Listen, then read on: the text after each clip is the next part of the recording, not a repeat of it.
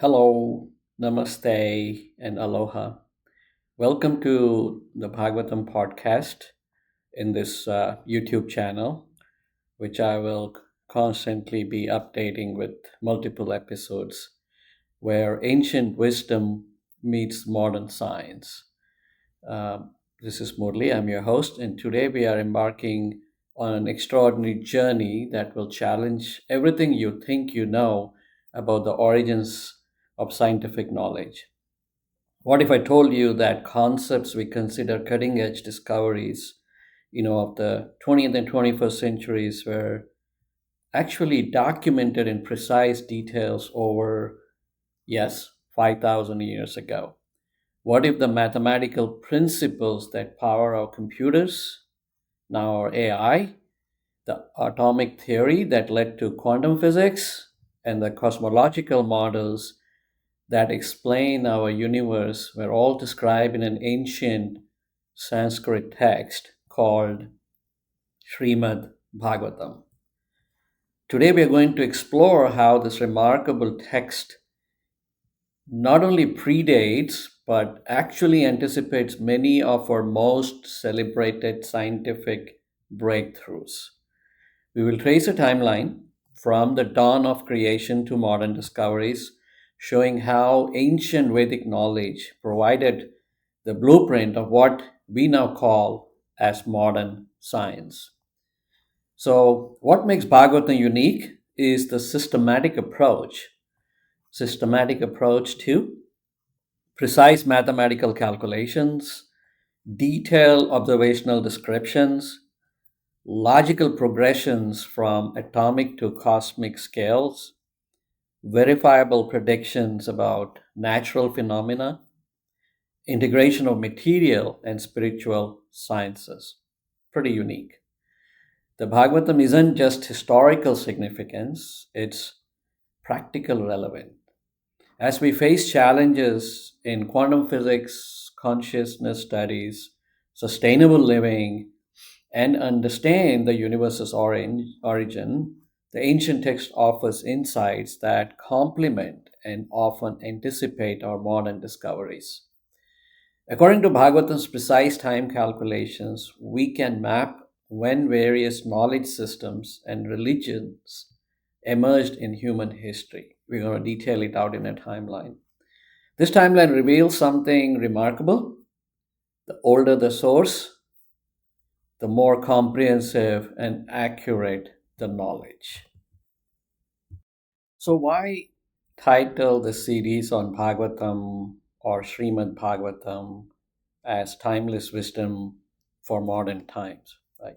So, as time progresses, what we have been doing for the last many generations is we let technology or science drive our life.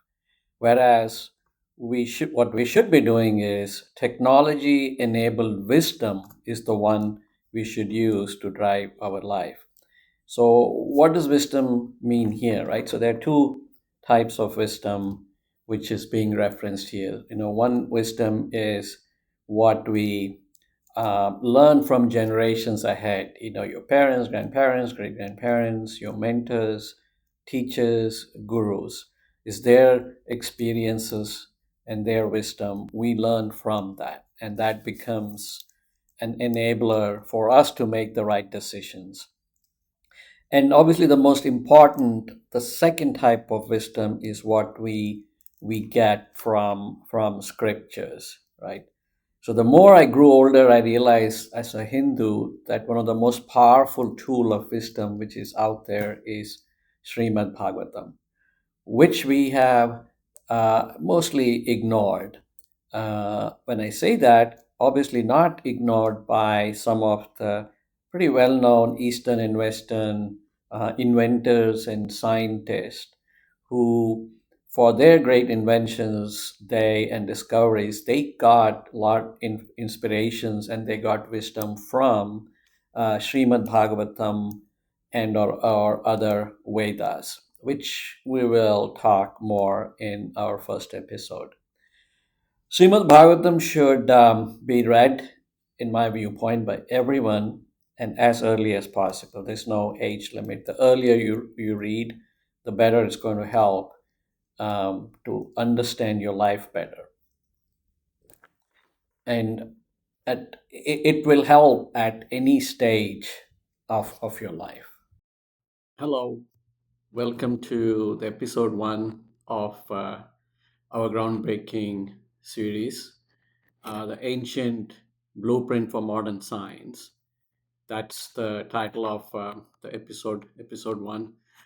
Today, we embark on an extraordinary journey that will challenge everything you thought you knew about the relationship between the ancient wisdom and modern scientific discovery. First, let's understand what Bhagavatam actually is. This isn't just another religious text or mythological collection. Srimad Bhagavatam is a comprehensive scientific and philosophical treatise compiled, approximately 5,000 years ago by, sage Vyasadeva. It's written in Sanskrit, the world's most precise and mathematically structured language. It contains Bhagavatam contains about 18,000 verses. It's organized in 12 cantos, or you can call them as 12 separate volumes, covering everything from atomic physics to cosmic structure. What makes the text remarkable is its integration of multiple disciplines that we today consider separate, like fields of physics or mathematics or biology or physiology or astronomy and consciousness studies, right? All woven together in a unified, knowledge system. Bhagavatam emerged at a very crucial transition point in our human history, right? This is during the shift from Dwapara Yuga to Kali Yuga, which happened approximately 5,000 years ago. According to the text itself, this was when human consciousness and memory started to degrade, and the fear was that all the wisdom will be lost. So, Vyasadeva was asked to basically uh, preserve the advanced knowledge in a writing form. So that's why this Bhagavatam is about 5,000 years old. So Sage Vyasadeva recognized the transition, compiled this comprehensive, knowledge system, not as a mythology, but as a scientific manual for future generations, right? Human generations. So the precision of its language, the mathematical accuracy of the calculations, and the detailed observation described suggest that this was intended as a practical guide for understanding reality at all scales. Okay, so let's kind of start. Um, so what you're seeing here is basically seeing here is represents one of the most remarkable knowledge gap in human history. So what you see on the left, we have Srimad Bhagavatam, a comprehensive scientific treatise compiled 5,000 years ago. On the right is the modern scientific discoveries, like a parallelism that we celebrate as quote unquote breakthrough achievements. So that's the shocking reality, right? The ancient text anticipated virtually every major modern discoveries in which has happened. So there is you can say there's a 5,000 year knowledge gap, right? So let's examine this extraordinary timeline.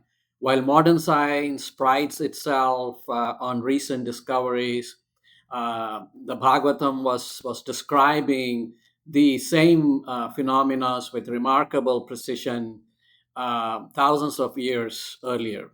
So this isn't about religion versus science. So this is going to be my kind of main theme throughout this channel series in this podcast. Right, this is it's not about religion versus science. This is about recognizing a sophisticated knowledge system that modern research continues to validate. Right, goes back to being in life, that the two types of wisdom we talked earlier, right? So we can't ignore this second type of wisdom which comes from the scriptures, and it is going to be really helpful.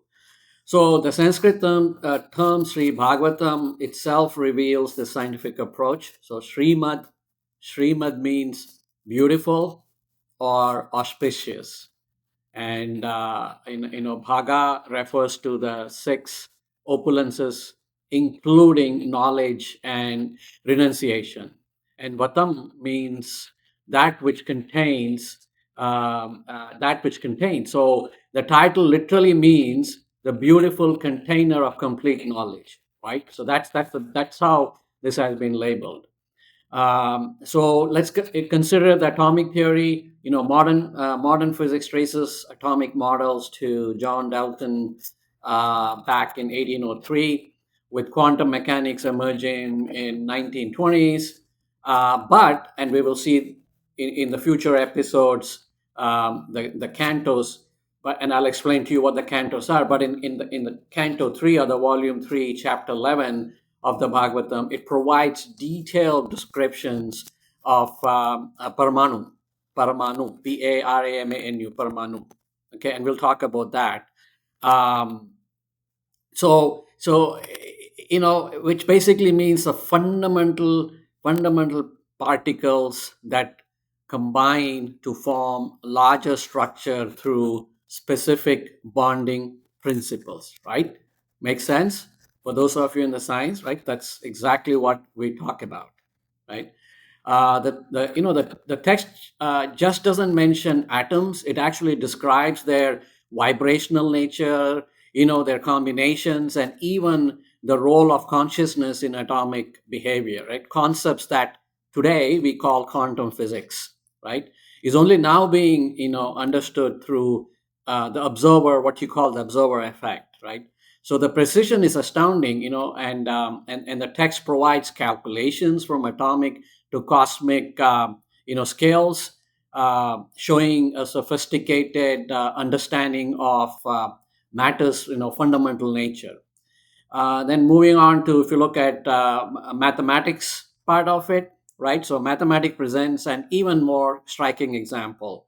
The concept of zero, which is the fundamental of all modern computations, right, is created to the Indian mathematics around 828 CE with the Brahmagupta. But the Bhagavatam, compiled thousands of years earlier, not only uses zero, or what in Bhagavatam, or we call in Sanskrit Shunya, but explores it as both a mathematical concept and a philosophical principle representing the void from which all manifestation emerges.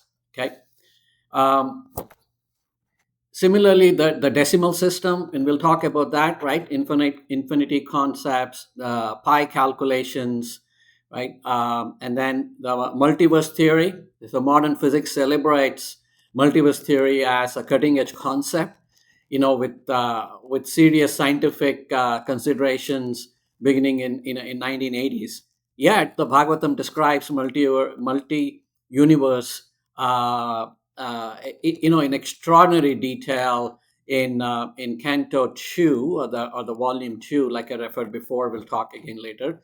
It describes countless universes, each with its own cosmic structure, timescales, and physical laws. Right.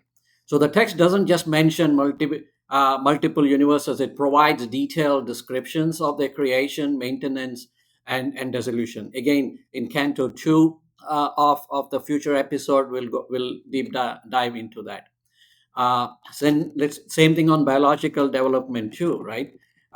In biology, the Bhagavatam, descriptions of embryological development, right, and are remarkably accurate, like how we know today about childbirth and all, growth of embryo and all. Again, Canto 3, Volume 3, Chapter 31, provides detailed accounts of fetal development that align closely with, modern embryology, right?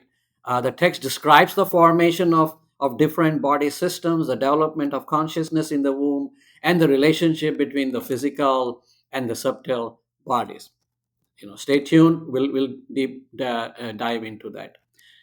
Here's what makes Bhagavatam truly remarkable. While modern science has achieved incredible, specializations, it often struggles with integration, right? So we have separate fields for physics, the way we study today, chemistry, biology, consciousness. But Bhagavatam presents all this in interconnected, interwoven aspects of a unified, reality. The integration isn't philosophical speculations. It's based on detailed observational descriptions and mathematical calculations that demonstrates how atomic, biological, physiological, and cosmic phenomenons are all expressions of the same underlying principles. Right? The evidence is overwhelming. This isn't about the belief or faith. I'll keep repeating this. It's about recognizing a knowledge system so advanced that modern science is still catching up, right? As we will see throughout this series, the Bhagavatam doesn't contradict modern science. Okay, keep that in mind. It provides the foundational understanding that modern research continues to validate and expand upon. Now let's put a little focus on the origin of Sri Bhagavatam. So the Bhagavatam, as I said before, was compiled by sage Vyasadeva approximately 5,000 years ago during a crucial transition in human history. The shift from Devapara Yuga to the Kali Yuga, and according to the Vedic understanding, this transition uh, marked because of a decline in human consciousness and the memory capacity. Um, and then due to this recognition, Vyasadeva, basically wanted to preserve for the advanced knowledge for future generations, and he wrote the scriptures, the written version of Bhagavatam. This wasn't preservation for the sake of preservation.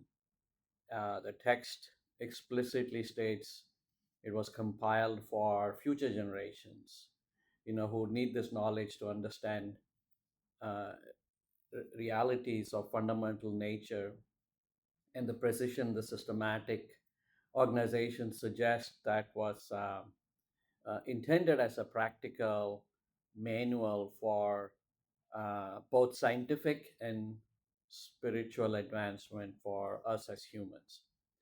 The composition methodology itself, demonstrates scientific rigor. The text contains 8,000 verses in Sanskrit, organized into 335 chapters across 12 cantos. Just to refresh, every time I mention cantos, it's basically think of it as 12 volumes. And we will label them as Canto 1 all the way to Canto 12, or Volume 1 all the way to Volume 12. Each verse follows precise mathematical and linguistic rules, that create multiple layers of meaning, literal meaning, metaphorical, and scientific. Scientists, uh, um, have, and we'll talk about this a little later too. Many of the scientists and inventors have read through this. So Sanskrit is a composition language. Provides unparalleled precision.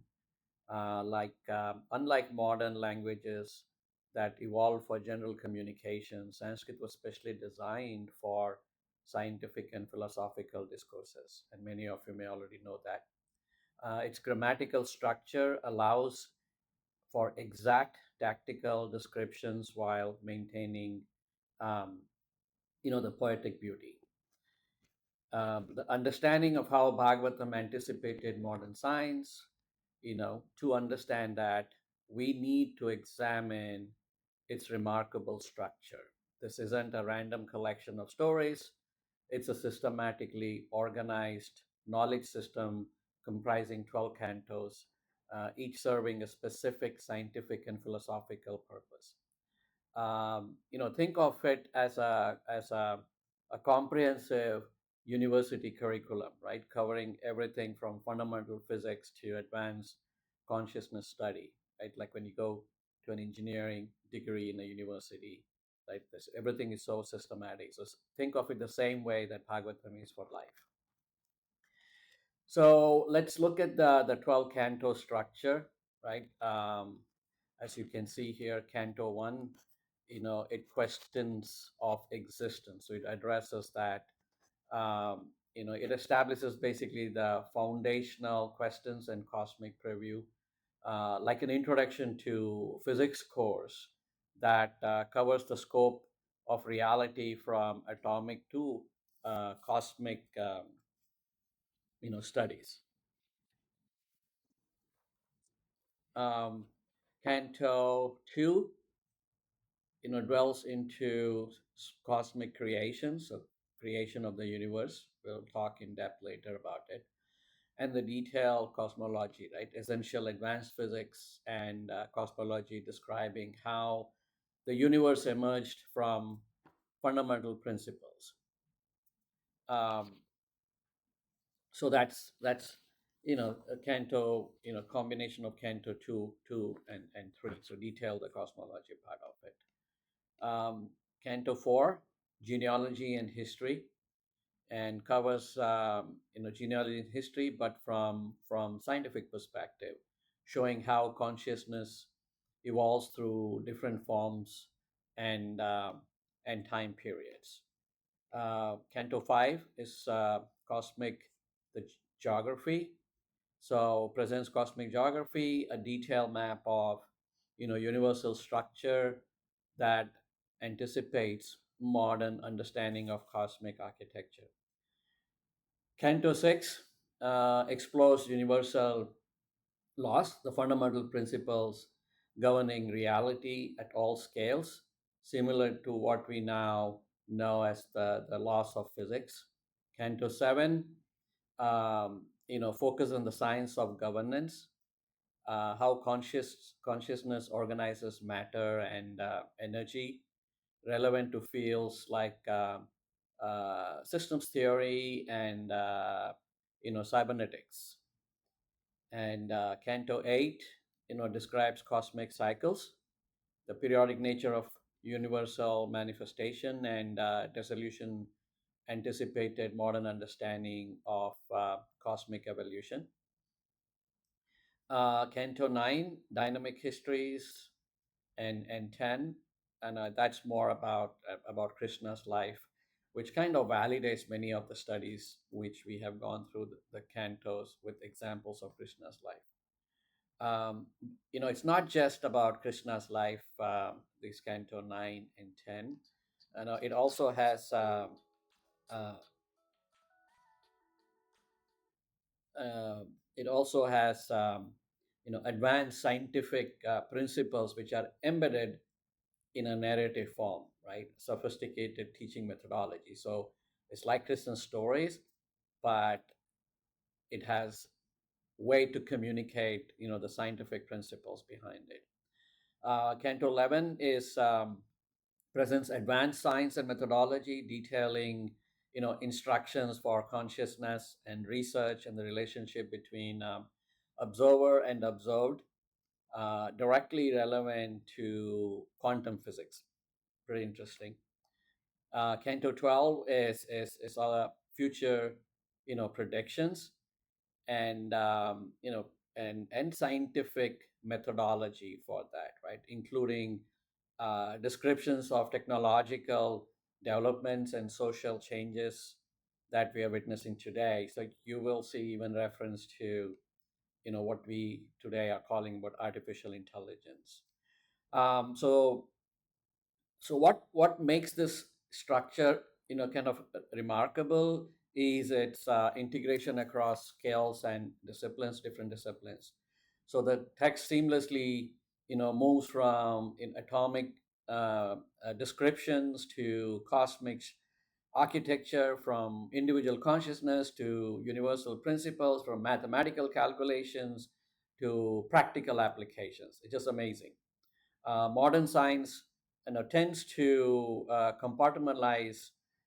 We have separate departments, and I think I talked about it before, physics and so on.